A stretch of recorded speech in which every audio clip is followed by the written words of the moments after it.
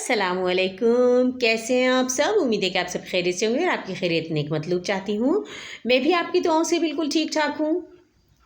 हमने आपको हज़रत सालेह अलैहिस्सलाम के बारे में बताया था और उनकी कौम के बारे में बताया था कि किस तरह से उन्होंने अपनी कौम को दीन हक़ की दावत दी और उनकी कौम ने उनसे मौजज़ा तलब किया।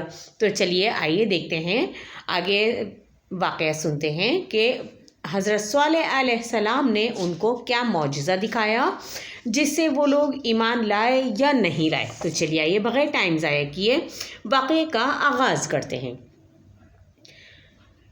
हज़रत सालेह अलैहिस्सलाम ने अल्लाह से दुआ मांगी। इस चट्टान की तरफ देखा तो वो अचानक फटी और इसमें से वैसी ही ऊँटनी निकल आई।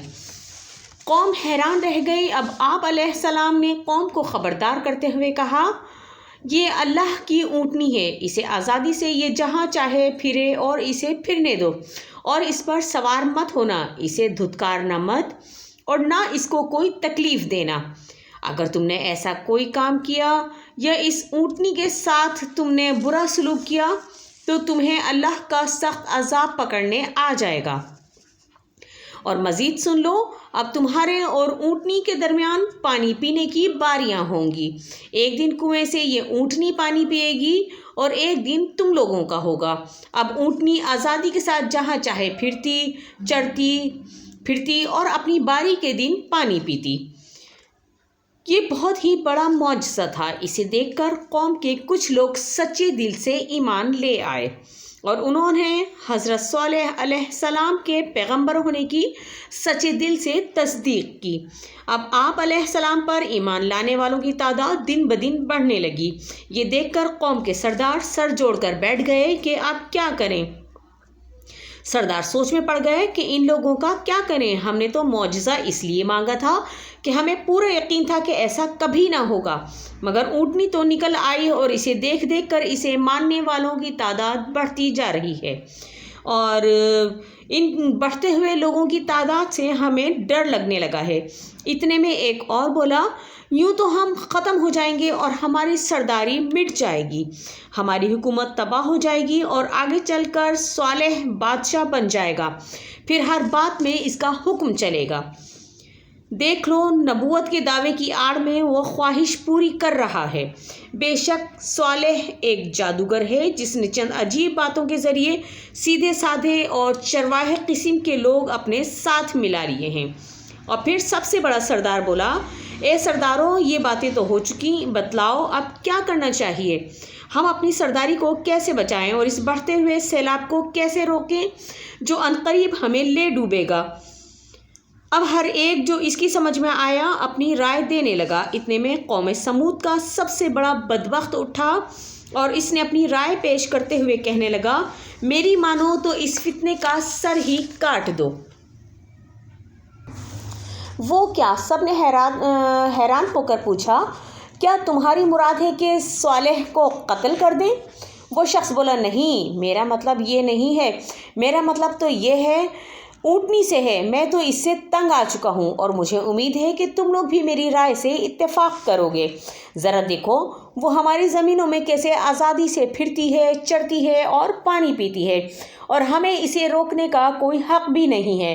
फिर सबसे ख़तरनाक बात यह है कि सालेह इस ऊँटनी को दिखा दिखा कर लोगों को अपनी तरफ माइल कर रहा है। मैं तो कहता हूँ कि इस ऊँटनी को मार डालो और फिर बस किस्सा ख़त्म।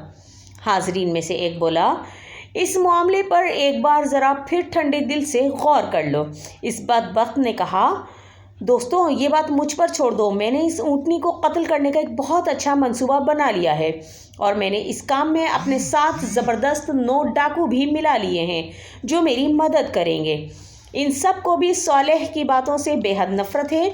ज़रा तुम लोग ये बताओ कि सालेह और इसके ख़ानदान के इतने लोगों से ऊँटनी के कत्ल का बदला कैसे ले सकेंगे? क्या इसके ख़ानदान वाले हमसे बदला ले सकेंगे? ये तय करने के बाद सब अपने अपने घरों को चले गए। अगले दिन ये सब डाकू और बदमाश इस ऊँटनी के पीछे हो लिए और ज़रा मुनासिब मौका मिला तो उन्होंने सोचा कि हम इसको कत्ल कर देंगे और फिर इसको कत्ल करके एक जगह फेंक दिया। پھر حضرت صالح علیہ السلام کے ماننے والوں میں سے کسی نے اس اونٹنی کی لاش کو دیکھ لیا تو فوراً جا کر آپ علیہ السلام کو اطلاع دی۔ آپ علیہ السلام غم اور غصے میں بھرے وہاں پہنچے تو لاش کے ارد گرد لوگوں کو جمع دیکھا اور آپ نے لوگوں سے کہا کہ تم لوگوں نے میری بات کی مخالفت کی، میرا حکم نہ مانا اور خدا کے حکم کی بھی تم نے نافرمانی کی، تم سب کا ناس ہو، یہ تم نے کیا کیا؟ اس پر ایک سرکش نے ہنستے ہوئے اور آپ علیہ السلام کا مذاق اڑاتے ہوئے کہا، تو پھر جلدی سے وہ عذاب لے آؤ نا جس سے تم ہمیں ڈرایا کرتے تھے، اگر سچے ہو تو کر دکھاؤ۔ اچھا پھر تیار ہو جاؤ، 3 دن بعد تم پر عذاب اترنے والا ہے۔ حضرت صالح علیہ السلام نے حکم دیا۔ 3 دن گزر گئے۔ جب چوتھا دن آیا تو پہلے لوگوں نے ایک زبردست دل دہلا دینے والی چنگھاڑ کی آواز سنی، پھر بڑے زور کا زلزلہ آنا شروع ہو گیا۔ اب سب کے سب حیرت اور خوف سے ایک دوسرے کا منہ دیکھنے لگے اور وہ ایک دوسرے کا منہ تکتے ہوئے کہنے لگے کہ جو عذاب ہم نے مانگا تھا وہ تو آ گیا۔ پھر دیکھتے ہی دیکھتے اس زلزلے نے پوری بستی کو تباہ و برباد کر دیا اور وہ سب ہلاک ہو گئے۔ اللہ نے آپ علیہ السلام کو خبر دی تھی کہ ان پر عذاب آنے والا ہے، اس لیے آپ علیہ السلام عذاب آنے سے پہلے ہی ایمان والوں کے ساتھ یہ جگہ چھوڑ گئے تھے۔ اللہ نے آپ علیہ السلام کو بچا لیا اور سمود کی یہ بستیاں آج بھی موجود ہیں۔ ان کے تباہ حال کھنڈر سب کے لیے باعث عبرت ہیں کہ جو لوگ خواہشوں میں حد سے آگے نکل جاتے ہیں اور اللہ اور اس کے رسول کی نافرمانی کرتے ہیں، ان کا بہت برا انجام ہوتا ہے۔ اسی لیے ہمیں چاہیے کہ حضرت صالح علیہ السلام کے اس قصے سے ہمیں یہ سبق حاصل ہوتا ہے کہ ہر بات میں حد سے آگے نہیں نکلنا چاہیے، ورنہ اس کا انجام ہلاکت اور بربادی کی صورت میں نکلتا ہے۔ اور دوسری بات یہ کہ اللہ تعالیٰ ظلم اور فساد کو پسند نہیں کرتا، اور جو ظلم اور فساد پھیلاتا ہے ہلاکت اور بربادی اس کا مقدر بنتی ہے۔ تو امید ہے کہ حضرت صالح علیہ السلام کا واقعہ آپ کو پسند آیا ہوگا۔